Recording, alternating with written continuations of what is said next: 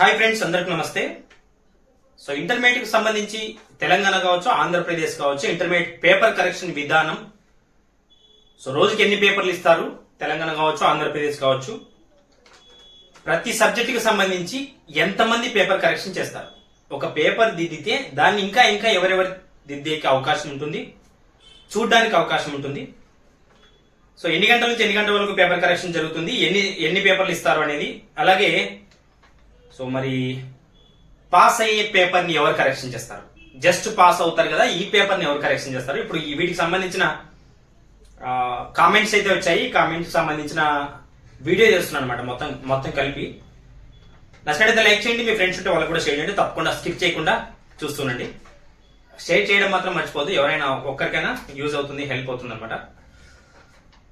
So inter పేపర్లకు సంబంధించి ఎన్ని papers ఇస్తారు పర్ డే, ఎలాంటి టైంలో ఉంటాయి అంటే 10 గంటల నుంచి 1 గంట వరకు పేపర్ కరెక్షన్ జరుగుతుంది. అంటే 15 పేపర్లు ఇస్తారు. అంటే ఒక సెక్షన్ కి సంబంధించి 15 పేపర్లు ఇస్తారు. అలాగే 2 నుంచి 5 వరకు ఉంటుంది, ఇక్కడ కూడా ఒక 15 పేపర్లు ఇస్తారు. అంటే పర్ డేకి 30 పేపర్స్ ఉంటాయి.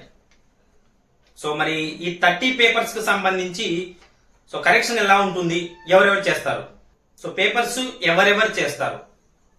సో ఫస్ట్ పేపర్ కరెక్షన్ చేసే ప్రతి సబ్జెక్ట్ కి సంబంధించిన Sanskrit, English, maths, economics, commerce ఏదైనా కావచ్చు, physics, chemistry, botany, zoology, so వాటి ఏ సబ్జెక్ట్ అయినా కూడా 6 మెంబర్స్ ని ఒక గ్రూప్ గా తయారు చేస్తారు. 6 మెంబర్స్ ఒక గ్రూప్స్ గా తయారు చేస్తారు. ప్రతి సబ్జెక్ట్ లో కూడా అలా ఉంటారు. సో 6 మెంబర్స్ తో పాటు ఇంకొకరు ఉంటారు. అతన్ని ఏమంటారంటే సిఈ అంటారు, చీఫ్ ఎగ్జామినర్ అంటారు. కరెక్షన్ చేసే వాళ్ళని ఏమంటారంటే ఏఈ అంటారు, సో ఎగ్జామినర్ అంటారు. కాబట్టి సో ఈ విధంగా ఉంటారు. తర్వాత ఇంకొకరు అందరికంటే సుపీరియర్ ఉంటారు. వాళ్ళు ఎవరు అంటే సబ్జెక్ట్ ఎక్స్పర్ట్స్ అంటారు. ఇంగ్లీష్ కావచ్చు, ఏ సబ్జెక్ట్ అయినా కావచ్చు, ప్రతి సబ్జెక్ట్ కి సబ్జెక్ట్ ఎక్స్పర్ట్స్ ఉంటారు అనమాట. సో ఈ విధంగా పేపర్ కరెక్షన్ జరుగుతుంది. సో 99 కానీ లేదా 96 ఇంగ్లీష్ లో కావచ్చు, అవుట్ ఆఫ్ వస్తున్నటువంటి సబ్జెక్ట్ లో కావచ్చు, ఒక పేపర్ ని తీసుకొని సిఈ చూస్తాడు, అలాగే సబ్జెక్ట్ ఎక్స్పర్ట్ కూడా చూస్తారు. అంటే ఎక్కువ మార్కులు వచ్చే పేపర్లని ఎక్స్పర్ట్స్ చూస్తుంటారు, అలాగే సిఈ వాళ్ళు చూస్తారు. అంటే మేము కరెక్షన్ చేసిన తర్వాత మా పై అధికారి, తర్వాత వాళ్ళ అధికారి, ఇలా చూడడం జరుగుతుంది. మరి జస్ట్ పాస్ విషయానికి వచ్చినట్టయితే సాంస్క్రిట్ 30, 32, 33 మార్క్స్ వచ్చాయనుకోండి, ఇంకో 2 మార్క్స్ మేమే ఎక్కడైనా, ఇప్పుడు ఎస్ఏ దగ్గర 4 వేసి ఉండొచ్చు, మేము అక్కడ 6 మార్క్స్ చేయడము, లేదంటే 5.5 వేయడము. సో ఇలా పాస్ చేసేకి అవకాశాలు ఉంటాయి.